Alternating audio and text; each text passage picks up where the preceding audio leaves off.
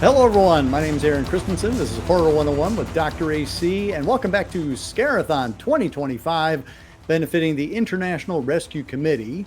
And today we have a special treat. We're going to be talking about some of the awesome horror programming that's going to be happening in Chicago. Two amazing guests who are going to be chatting about that with me. So please say hello to Nicola McCafferty, the programmer for the After Dark programming at the Chicago International Film Festival. Hello, I'm thrilled to be here. And John McDevitt of Super-Horror-Rama. Hey, thanks so much for having me.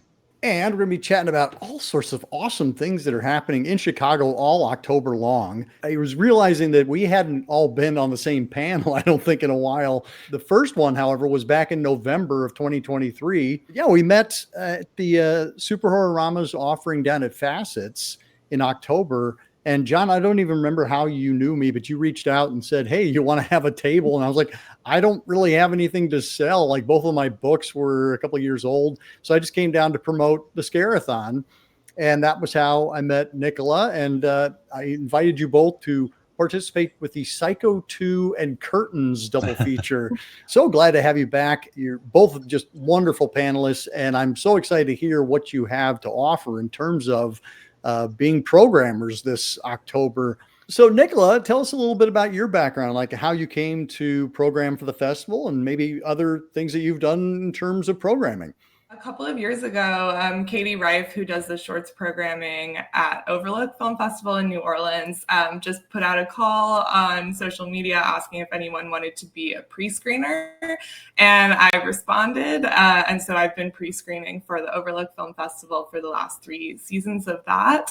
And then also, John was kind enough to ask me to guest program for Super-Horror-Rama. We did a program that was themed around mannequins, which is also my research interest. So we did Midnight Mannequins, Tourist Trap, and Hatchet for the Honeymoon at the Music Box, which was so fun.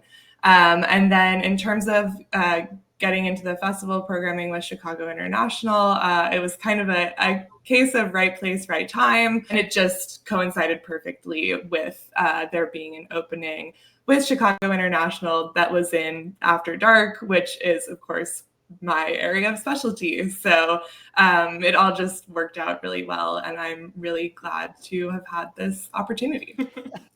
Awesome. John, how about you? You've programmed all over the city. Yeah, I've been doing film programming about 3 years now. And my first big break was really the Leather Archives and Museum and programming Fetish Film Forum. It's just been this amazing experience. I reached out to the archivist and the executive director of the museum, pitched this idea for a monthly screening series about fetish, kink, leather, and BDSM.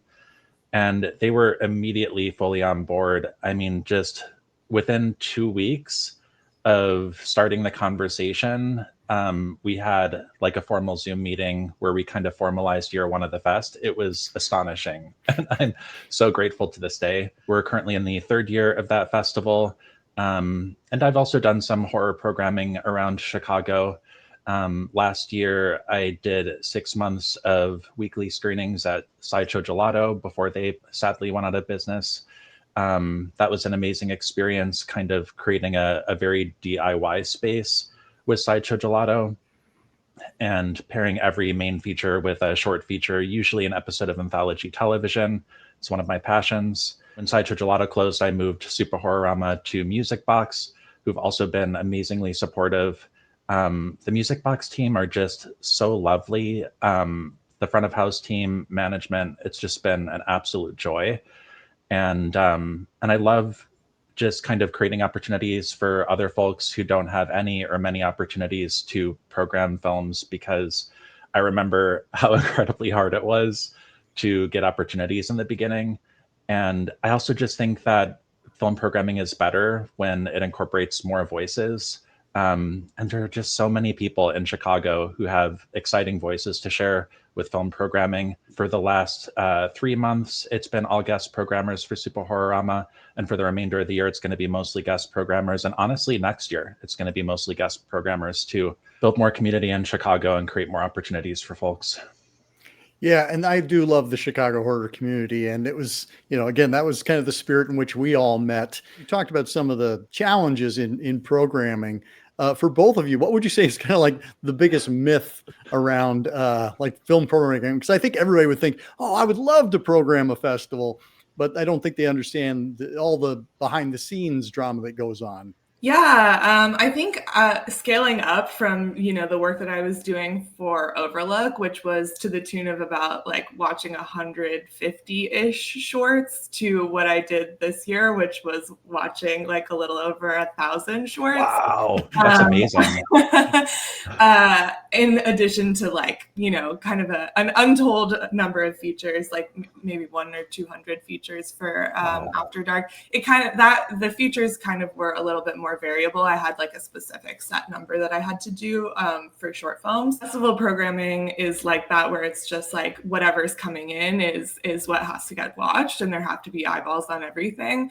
And so I think just the scale of it is really daunting. I had to be pretty regimented about like, this is how many short films I need to watch today in order to like hit the next target, in order to like accomplish, the set number that I needed to get done.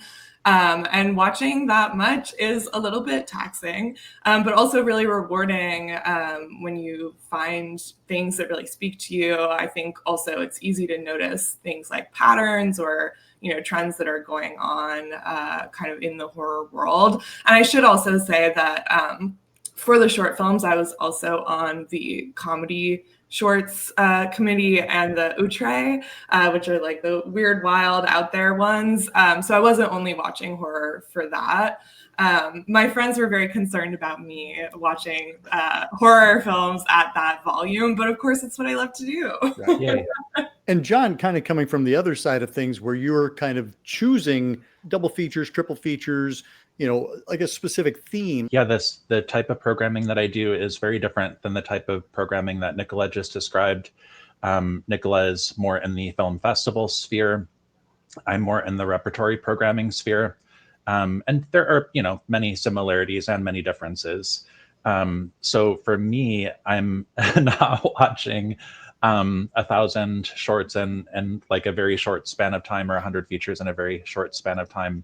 That sounds so intense. And Nicola, it's astonishing that you're doing it, and bravo. Thank you. But yeah, so for repertory film programming, it is just a curation mostly of older films. I do kind of build a brand around Super-Horror-Rama around having a theme that unites the films in every program. And we've had all different kinds of themes over the years. Once I did a double feature of Picnic at Hanging Rock and Twin Peaks Fire Walk with Me for Valentine's Day. And that was basically to kind of spotlight just my personal belief that I don't think Twin Peaks would exist as it does today without Picnic at Hanging Rock. I think it is influenced so heavily on that other film. And I adore both. And I'm not saying that Twin Peaks is a ripoff of Hanging Rock, but there's like an influence there that's deep and fascinating to explore. Sometimes the themes are a lot sillier. Like I did a Mall Madness series for the kickoff at Music Box, which was Chopping Mall and Phantom of the Mall. And for my guest programmers, I do kind of present a set of guidelines for Super-Horror-Rama. Like one of the challenges of film programming is kind of really thinking about every layer of the experience to kind of maximize your chances of people coming out to watch and enjoy these films. And I'm probably going to forget the incredibly long list of things that are always like questions that are always swimming in my brain about like, how can we tweak this to optimize it? But some of the things that I consider are what is the time slot? So like at Music Box, these are midnight shows. So ideally the films are 90 minutes or less with a hard stop at an hour 45, so that people are less daunted by the experience of coming out that late to see a movie. And so it's more likely to hold their attention to the very end. I also try to focus on films that are fast-paced, action-packed, bizarre, or funny. Again, like to hold people's attention that late and to keep them awake. The venue matters. In this case, it's Music Box. I mean, there are just so many considerations. And I always try to kind of think about everything and to strategize with every layer, because the goal is to kind of build a community with these screenings and to get people to come out and watch these wonderful films. And the more you think about it, the more you increase your chances of people coming out for it.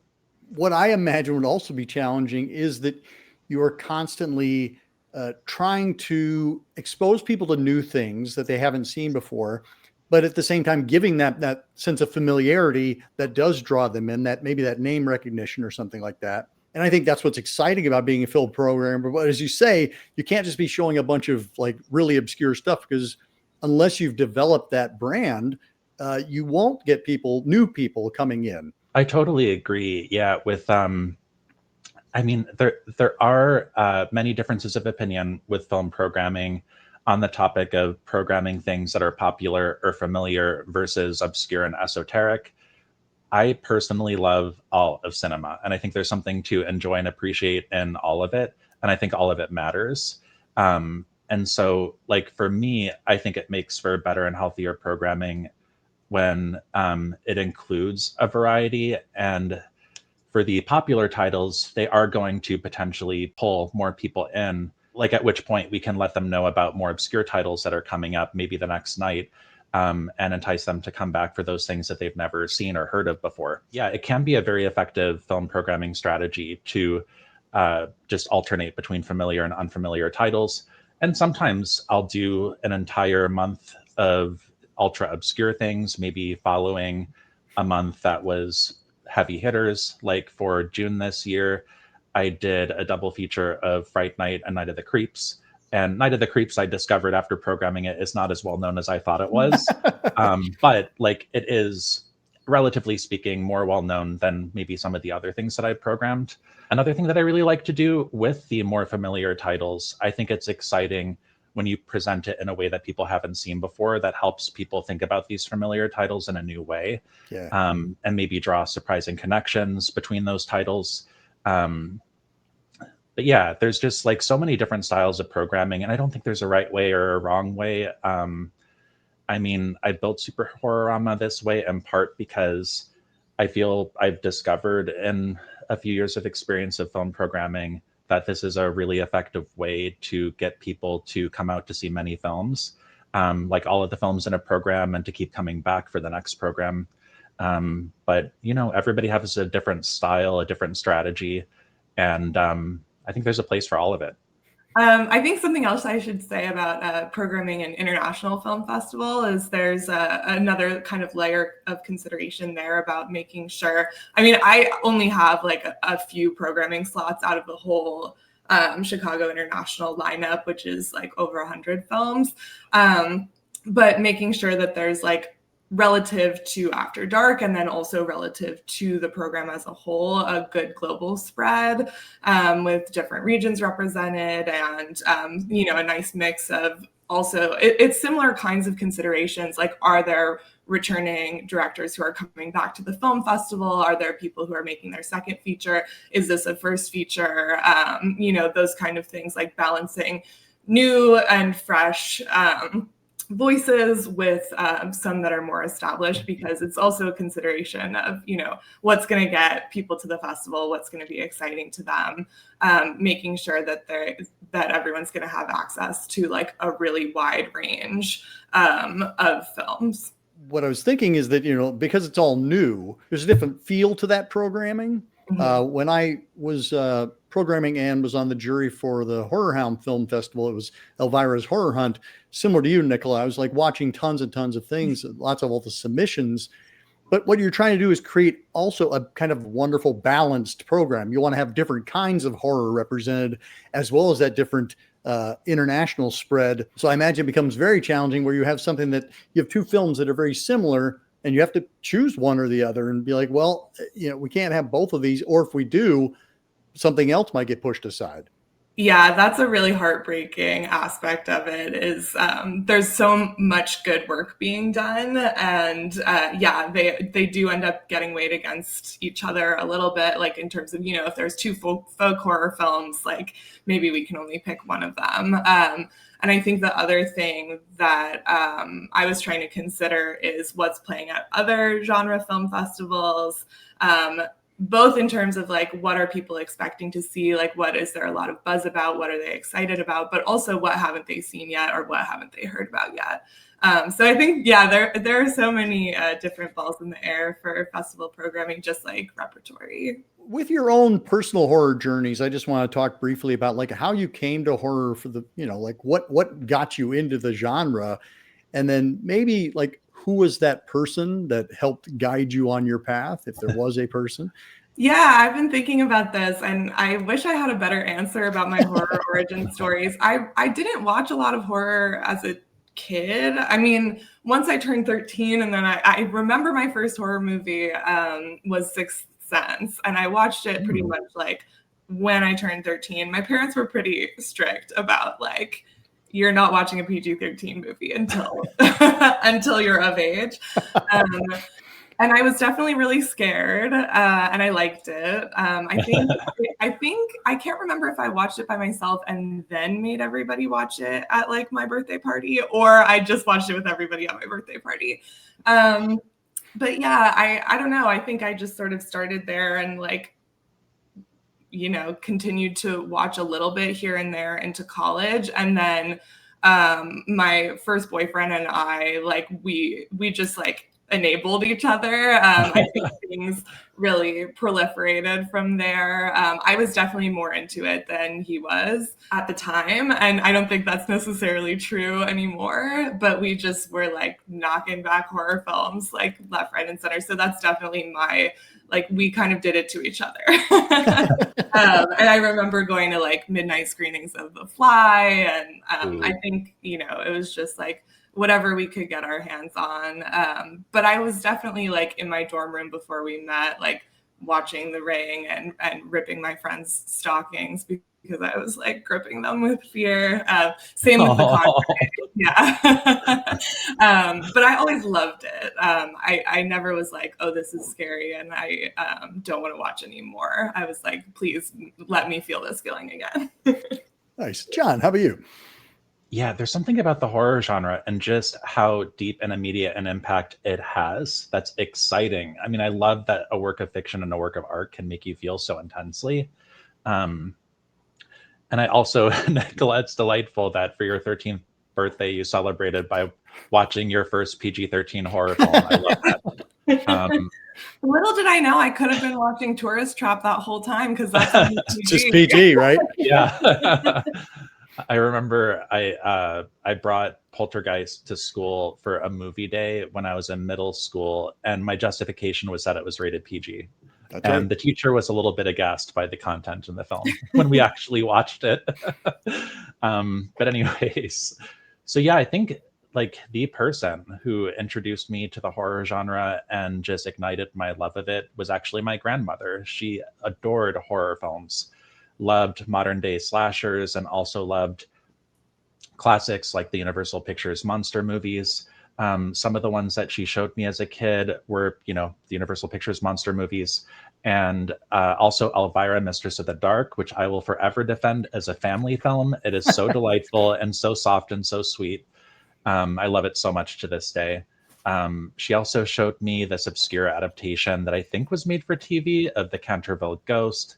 That was loads of fun. And then I just kind of ran with it on my own too. I started reading R.L. Stine. I loved the Goosebumps books and the Fear Street books.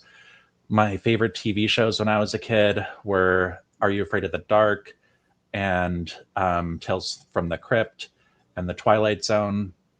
I loved having those horror hosts in my life because I was a very shy and introverted kid who, for years at a time didn't have any friends at all in the real world except my cats and a handful of family members. But those horror hosts were my friends, like the Crypt Keeper and Rod Serling. And Elvira, like those are the people that I would pal around with all day by watching them on TV. That's my horror origin story. Let's go and dive into the After Dark programming at Chicago International Film Festival. Things start off with Chainsaw Man on Wednesday night. That's October 15th, Wednesday. Tell us a little bit about Chainsaw Man, Nicola. Oh my gosh, I'm so excited to be bringing Chainsaw Man to opening night of the Chicago International Film Festival.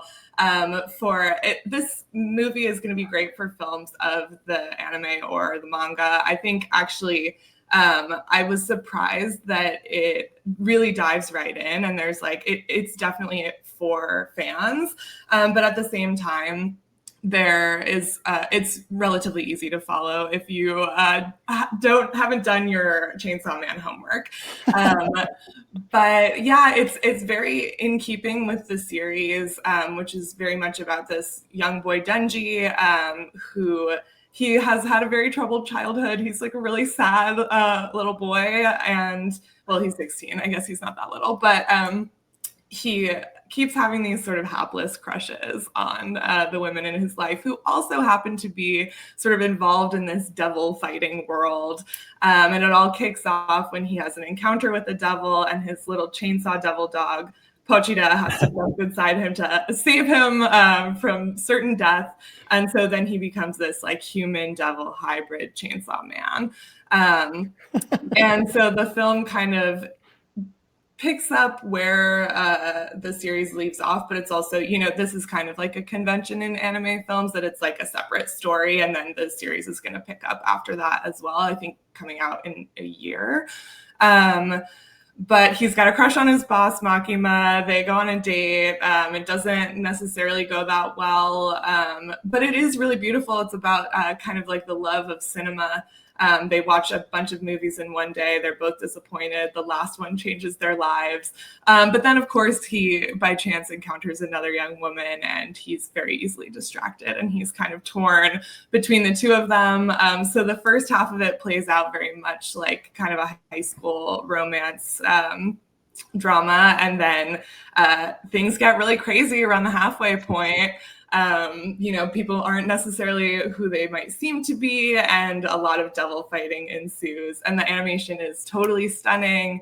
There are a lot of different animation styles used as well. And so I'm really excited for people to see this one. We were always eyeing this one for opening night. I think it has a really big built-in audience, which is really exciting for the Music Box crowd. We have to fill that packed theater. We wanted to bring something like a little bit unconventional too. I think, people are thinking Chainsaw Man at the Chicago International Film Festival, but it's really a stunning film, and I think, has a lot to offer for genre fans, for anime fans, and for people who just want to see something that like maybe they wouldn't have encountered otherwise. Perfect. And on Thursday night, you have the much anticipated sequel to Sisu, which is from our director who gave us Rare Exports a few years ago.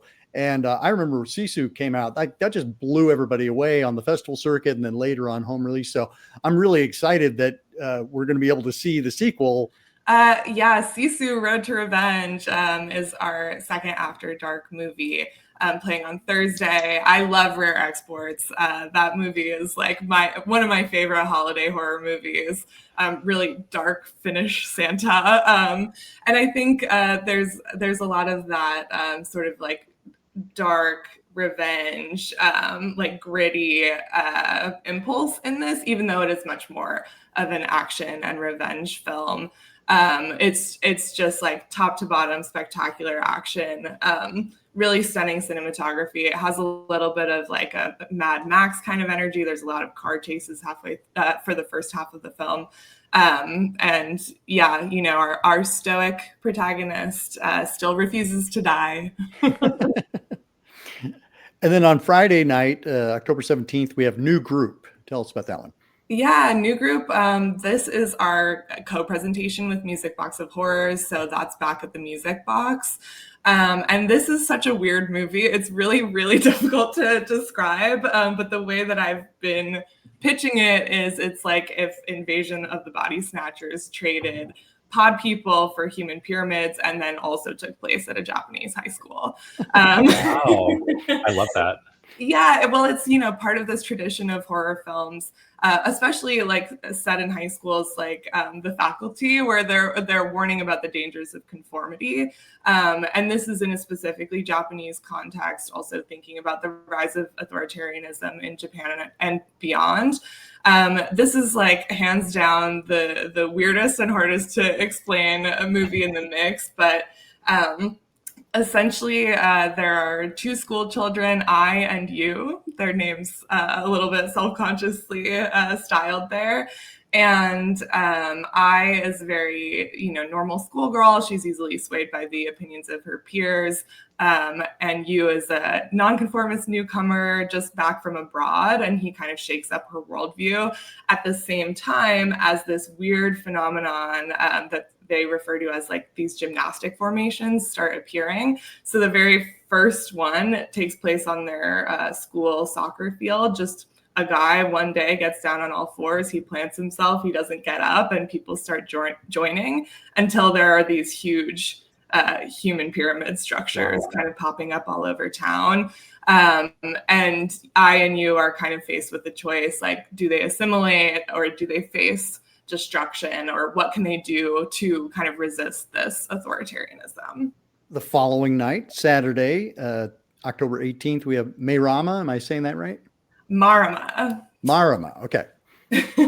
Yeah, Marama, I am so excited about. This is the feature debut from Taratoa Stappard, a Maori filmmaker. So this is coming out of New Zealand. And it's about a woman named Mary who embarks on a journey to find the truth about her Maori heritage. This is a really gorgeous Gothic revenge film. To me, it kind of reminded me of, at least aesthetically and a little bit thematically, Lady Macbeth.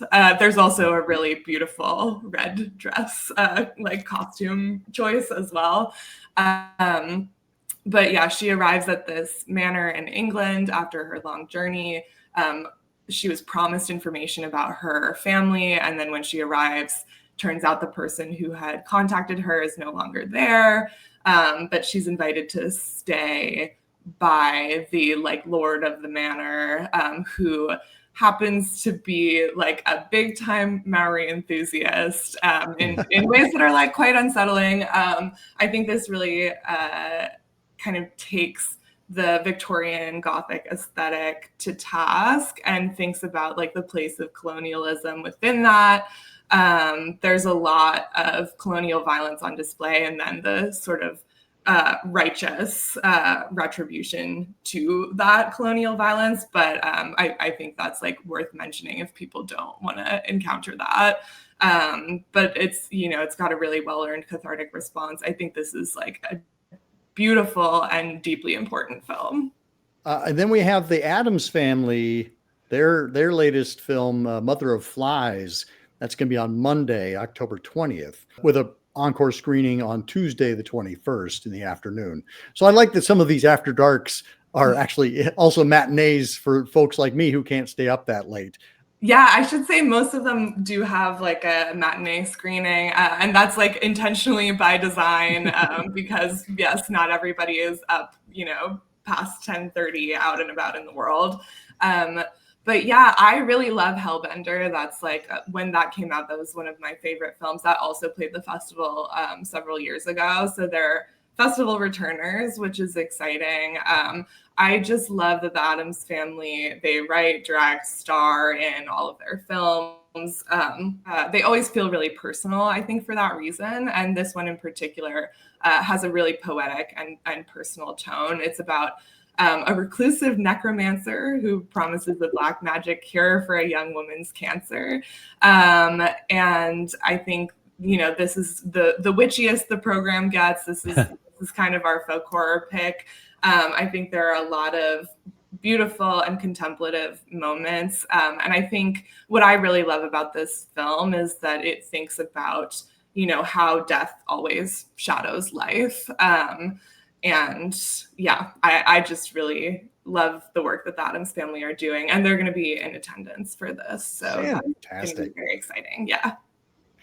And then on Wednesday, October 22nd, and this is the most challenging title for me. So please feel free to correct. But The Book of Sijin and Ilyin. Yes. Oh my gosh. You nailed it. Yeah, this is from director Hadra Dangratu, and she's a really prolific filmmaker out of Indonesia. And actually, this film won the Best Director award at Fantasia. So that's very exciting. And this is just, I keep saying to everyone, this one's nasty. Like, this is gross. It's kind of in the same vein of Indonesian like black magic horror as something like The Queen of Black Magic, which also recently had a remake a couple of years ago. And this is about a mistreated young woman who summons a djinn to curse her stepfamily. But of course, there's just like dirt and blood and decay everywhere. And it's all captured beautifully in this stunning cinematography. And I think there's a really nice repetitive and ritualistic rhythm to this one. And it also, you know, interestingly marries like Islamic faith and folk tradition and thinks about the points of intersection between those two, and then also, you know, how they come into tension. So it's gross, and there are things to think about. And then we have two more. One's on Thursday, October 23rd. That's The Holy Boy. Yeah, The Holy Boy. This is like absolutely stunning. It has almost like a Renaissance painting quality to it. And this is about a teen boy who is this supernatural savior to the happiest town in Italy. His embrace promises an end to pain, but of course there's a dark side to powers like this, both, you know, personally for him and then for the rest of the town as well. Yeah, I think that this is like really contemplative, and I ends up having these like striking, horrifying, haunting tableaus, but it's a little bit of a slower pace and sort of elegantly weaves like a tapestry of contrasts and moral ambiguities that the striking cinematography mirrors. So I can't say enough good things about this film. It's also part of our Outlook program, The Young Boy's Queer, and part of his difficulty is that like being the town's savior leaves him no room to explore those blossoming desires. So yes, the director's going to be there in attendance for this one as well. There might be a couple others in the mix where filmmakers will be there, but some of the details are still being ironed out. But he's definitely going to be there. Paolo Stripoli. This is out of Italy and Slovenia, and just really stunning. Also, just won audience award at Fantastic Fest, I believe. And then last one, at least on our roster here, is Saturday, October 25th, Anything That Moves, which is a great title. It's a great title, and it's a great film. This is also from a returning festival director, Alex Phillips, who is local. So this was all shot in Chicago, shot in 16 millimeter. I'm a huge fan of Knife Plus Heart, and this is sort of like the Chicago-based Knife Plus Heart. It's about a Chicago bike courier / sex worker. He's delivering sex on demand, whatever his clients desire, until they start turning up dead in very gruesome ways. This is like a sexploitation flick, which I'm super excited to be able to bring to the festival. And I just think that these screenings are going to be an absolute blast. And also the director is going to be there, and the star of the film will be in attendance as well. So yeah, this one I think like is going to be the rowdiest screening of the festival, or at least of my lineup. So a really good in-theater experience. Perfect. And then you also have two shorts programs, one on Friday, October 17th, and one on Saturday, October 25th. Tell us a little bit about, obviously you can't talk about all the shorts, but like, is there a difference between shorts 1 and shorts 10? Like, what's the programming there? Yeah, so I should also say that like all the shorts and really everything is a little bit programmed by committee, but I'm like one, you know, I am definitely the lead person on After Dark, and then on Outre, like a little bit more, just one of the people in the mix. But the idea behind these two programs together is for Outre, which is the brand new program, to kind of tap into the existing genre audience of the After Dark shorts block and give them just like a little something weirder. So that's very exciting. Yeah, After Dark shorts are a little more conventionally like horror focused. And the themes that I kind of tried to parse out through, there are 6 films in this block, are unfulfilled dreams, dark obsessions, and illicit desires. So there's a little bit of body horror, there's some found footage, there's one film, because of course I had to, where everyone in it is a ventriloquist dummy except for the protagonist. So I'm really excited about these. And then the Outre shorts block is just like the weirdest stuff you're going to see at the festival. A lot of really wild and out there production design, like really singular visions. There's like MS Paint style animation, kind of accompanied by a woman talking about an abortion party that she threw. There's a story, a really beautifully produced from like a queer and trans filmmaking collective film called Once in a Full Moon, about a little vampire's journey to consummate his love for the moon. These are just all over the place. There's ghosts fighting about the things that they thought about in real life. I just think that, if there's one program not to miss because it's going to show you things that you really otherwise would never absolutely see, it's this program. Awesome. And we will have links for all films down below in the description of this video, if you haven't already wandered down there to find that, or if you haven't wandered over to the Chicago International Film Festival website. John, let's take a waft into the past after all this new stuff that's coming our way. You have 3 programs that you're going to be showing over the course of October. Let's go ahead and kick things off with the first one, called Howlorama. Tell us a little bit about that. Sure. Howlorama came about when I was chatting with the editors of an upcoming werewolf comic anthology called The Werewolf Lives. I just thought it would be really fun to kind of help them just get a great get great fundraising through their Kickstarter by doing a screening around that theme and inviting them to speak before the show. And we wound up going with Dead Time Stories and Wolf Guy, in part because they're really fun picks that don't get screened very often, and in part because with the music box screenings, I'm somewhat limited on what distributors I can use, and there aren't actually a whole lot of werewolf movies out there. I mean, there are hundreds if you dig, but there are very few that are kind of easily obtainable and affordably obtainable for public screenings. But I'm really excited about this pairing of Dead Time Stories and Wolf Guide because they're both based on children's stories, but they're kind of adult reimaginings of children's stories.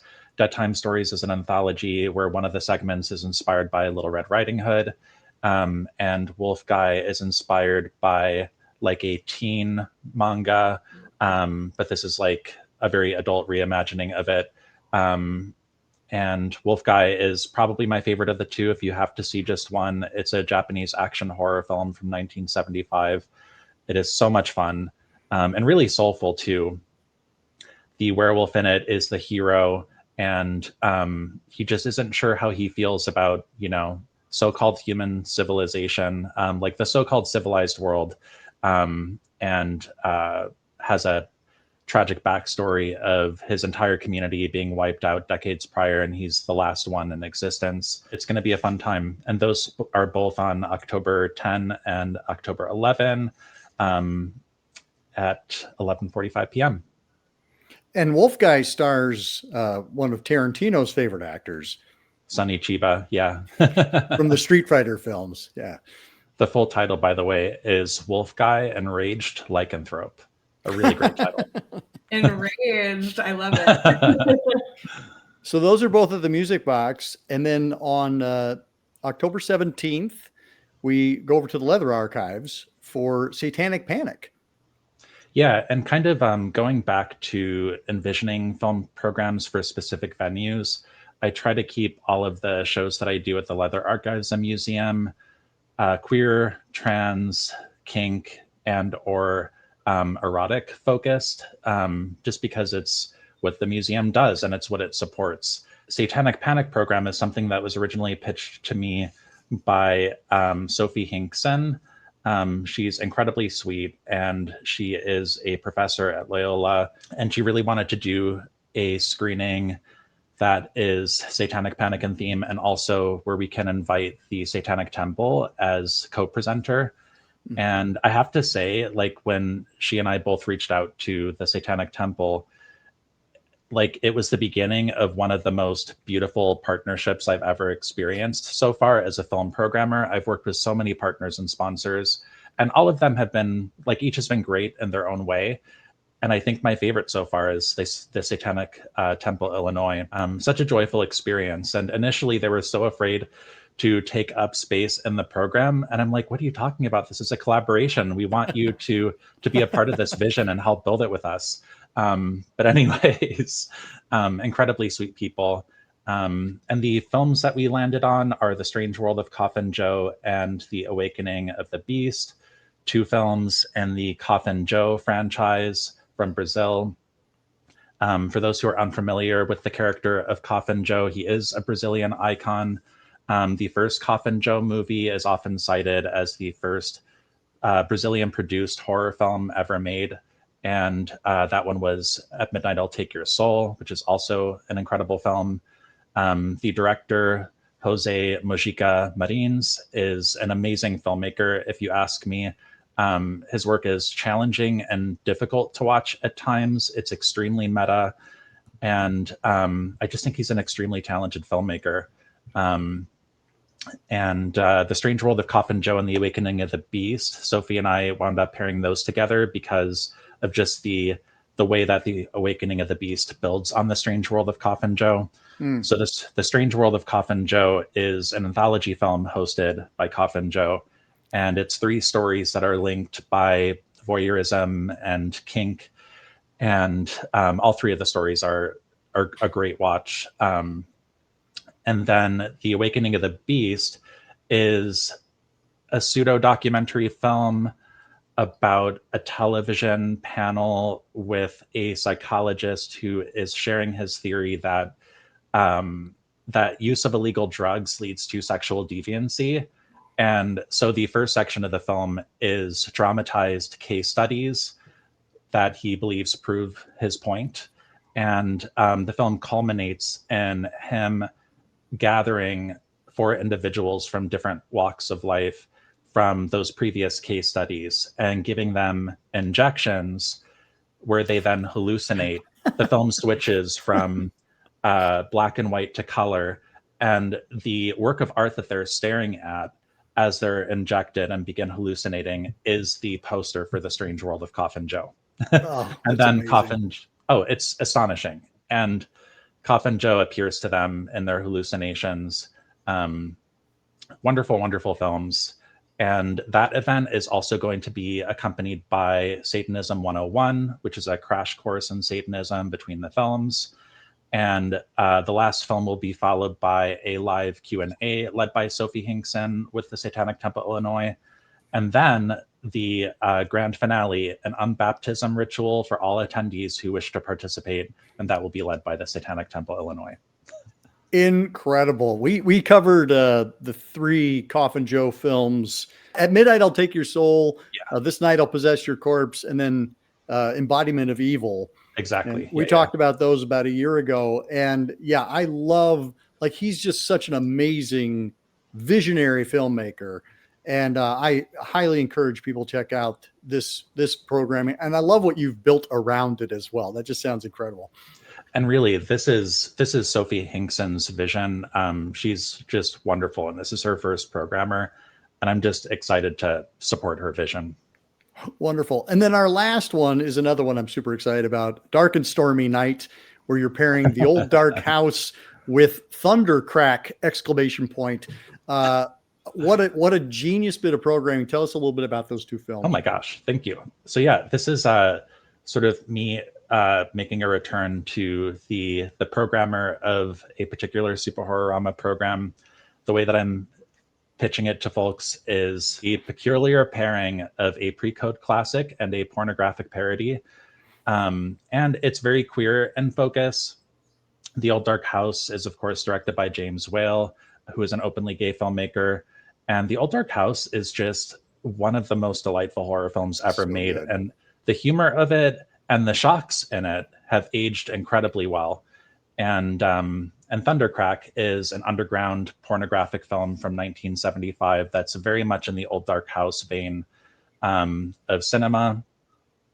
And that one is just astonishing and it's epic. I mean, it is if my memory is right, 2 hours and 40 minutes, and that includes a 10-minute intermission.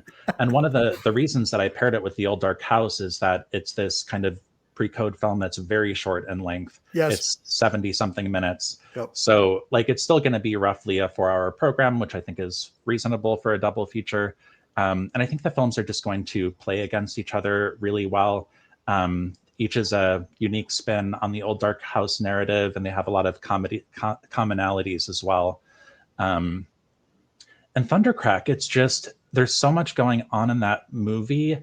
And you might expect a 2 hour and 40-minute movie to be monotonous, like just for its sheer length. And also for nearly everything being filmed in close up.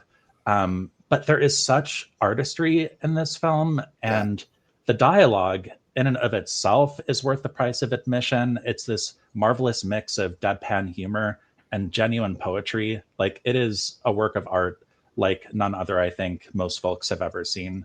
You really have to come out and see both of these films. And that double feature is co-presented by Gerberhardt Library and Archives, which, you know what, I think they're tied for number one as my favorite partner that I've ever worked with. Such a great nonprofit organization in Chicago. They are the biggest open circulation gay and lesbian library in the Midwest, and highly recommend people just go there and check it out. You might even be able to get a tour of their special collections, which have even more treasures than the public library. I'm currently curating an exhibit, a pop-up exhibit that will be one night only at this double feature of The Old Dark House and Thundercrack. And it is basically gathering vintage horror erotica from the special collections of Gerberhardt Library and Archives. And it's really like from 4 different categories of their collection. We've got magazines and zines. We've got porn on VHS. We've got vintage pulps from like the 50s, 60s, 70s, and 80s, and comics. Yeah, it's just going to be a really fun exhibit. I pulled together most of the materials, and now I'm just kind of creating binders and poster boards just to kind of spice it up for the folks who check it out. I want to share my Thundercrack story because I saw it maybe, I don't know, 20 years ago. It was playing at Doc Films down at the University of Chicago, and there was a massive snowstorm that night, and I had to fight my way to public transportation to get there. We get in there. I didn't realize that it was as long as it was. I didn't realize it was as weird as it was. And one of the actors was there, you know, after they'd done this film like 30 years ago. And so after having watched them be naked and participating in sex acts on screen for 2 hours in this truly weird movie, then to have them do a Q&A. And then I ventured back out into this snowstorm, and it was just like this weird fever dream that I'm like, did that actually happen? Like, did I actually experience that, or was it just a dream? And then I got it on Blu-ray, and I'm like, nope, it's just as weird, just minus the snowstorm. Yeah, and it's kind of similar to the plot, but just, you know, trade the snowstorm for a rainstorm and just kind of seeking shelter in a cooped indoor space. It's just such an incredible experience. I highly recommend people. And I love the idea of people watching it together, because we were all there. None of us knew what we were in for, and it got so uncomfortable and awesome. And you have one other offering at the Leather Archives, yes? Yeah, so between Satanic Panic and It Was a Dark and Stormy Night, I have that other monthly program that I do at the Leather Archives and Museum called Fetish Film Forum. And so that Saturday, October 18, it's going to be a very kinky double feature of A Nightmare on Elm Street 2, Freddy's Revenge, and From Beyond, both of which are kind of in sequel territory. I mean, From Beyond is a spiritual sequel to Reanimator. And of course, A Nightmare on Elm Street 2, Freddy's Revenge is famously very, very queer, like easily the queerest in the entire franchise. And those are going to be co-presented and introduced by Brian Kirst, a big gay horror fan. It's going to be a super fun night. And I should also mention we've got so many wonderful giveaways for all of these screenings that are going to be for the first folks who answer our trivia questions. I've got a ton of amazing prize sponsors, just to give them a quick shout out because I love them so freaking much and they've been so generous. The Shadow Boxery that make custom shadow boxes that turn vintage promo art into gorgeous 3D works of art. And we've got Cryptid Craft Studio that do amazing 3D printed like shelf sitters and earrings and other jewelry. We have Full Bleed Zine. We also have Drive-In Asylum. Full Bleed is, as I'm sure many listeners already know, based in Chicago and focuses on horror and exploitation films and events in Chicago and the Midwest. And Drive-In Asylum is based in Pittsburgh, and they collect vintage newsprint ads for horror, cult, and exploitation films. And then also we have Night Natalie, and she makes a wide variety of amazing fan art. She has kind of recreated the Prism stickers from the youth of many horror fans. They're just wonderful. And some of them are replicas of the originals, and some of them are brand new designs that she created. She also makes jewelry, sort of necklaces with pendants and earrings that are mini Prism stickers. She makes buttons and all kinds of great stuff. So huge shout out to all of them and all of my love to all of them for just like the insanely generous support they've given to Super-Horror-Rama with all of these giveaways they've donated. I want to swing back around. Let's kind of talk about being that you're both these wonderful film programmers. What would be some of your Halloween faves, things that you would say, hey, you want to get in the Halloween mood? Here are some movies to check out. Nicola, kick us off. Yeah, I was trying to think about what are my kind of most rewatched Halloween time movies. And definitely number one, I would have to say is Frankenhooker. I did a Frankenhooker Halloween costume a couple of years ago, and I will never, ever top that. So I think that has to be like my number one recommendation. Otherwise, like, I don't know if I necessarily would say like these are my recommendations so much as like this is what I find myself watching. I watch The Ring a lot, the US version, the 2002 Gore Verbinski. I watch that a lot around Halloween time. I watch the Saw movies. I've always watched the Saw movies, all of them, but particularly in October. Queen of the Damned is another one. You have to watch some vampire stuff. Like I love vampires. I mentioned The Fly as one of my, like, I think that might have been my first midnight movie. So I think I have like strong spooky season associations with that. And Jennifer's Body. Oh yeah, the Cronenberg Fly. Jennifer's Body and The Faculty. But my like sort of comfort horror Halloween watches are like very much out of the US from the like 90s mostly to the early 2000s. Though I do have, generally broader interests than that. The Faculty is such an underrated film. It's just a total blast to watch. And that ensemble cast is like almost unparalleled for its time. It's pretty incredible. Yeah. And I think my favorite is Piper Laurie. Like when she stares at anyone in that movie, like they're going to die just from her staring at them. Absolutely. Yeah. And John, how about you? For Halloween picks, like I'll just give a shout out real quick to Full Bleed Zine. They invited me to contribute to this issue, issue 5, that is covering October through December of this year. I wrote for them like a few issues back with some double feature recommendations, and I'm back now with some holiday horror recommendations, specifically for Halloween, Thanksgiving, Christmas, and New Year's.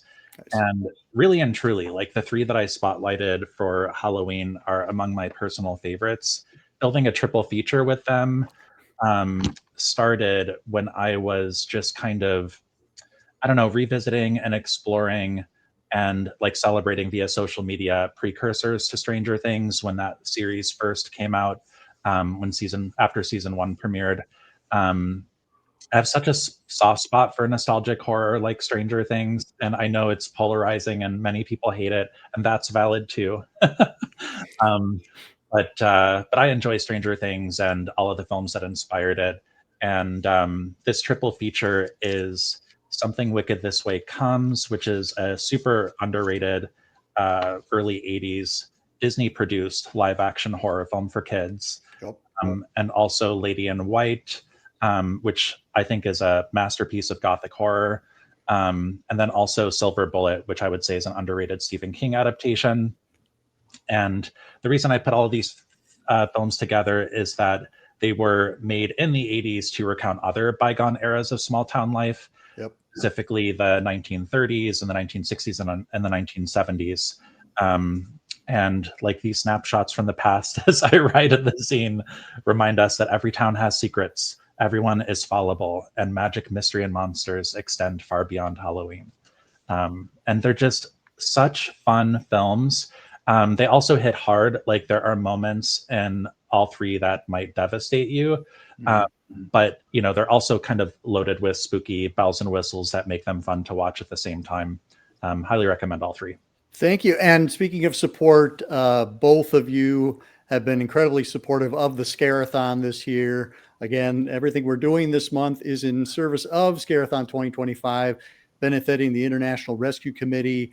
They provide food, clean water, medical care, education in over 40 different countries. They were formed in 1933 by Albert Einstein and a small group of humanitarians. So they've been around for almost 100 years, helping people who need help in all parts of the world. The link to donate is below in the description of this video. And I highly recommend folks make a donation of any size that you can. We'll also have flyers at various venues throughout October. So if you see one of our little flyers, there's a QR code on there. Just scan it, make your donation there. Well, thank you both so much for coming out. Everybody, please check out the information via the links below in the description of this video. Get to the Chicago International Film Festival, get to Super-Horror-Rama, follow them on social media. And until next time, keep searching, keep exploring, and keep sharing the scare.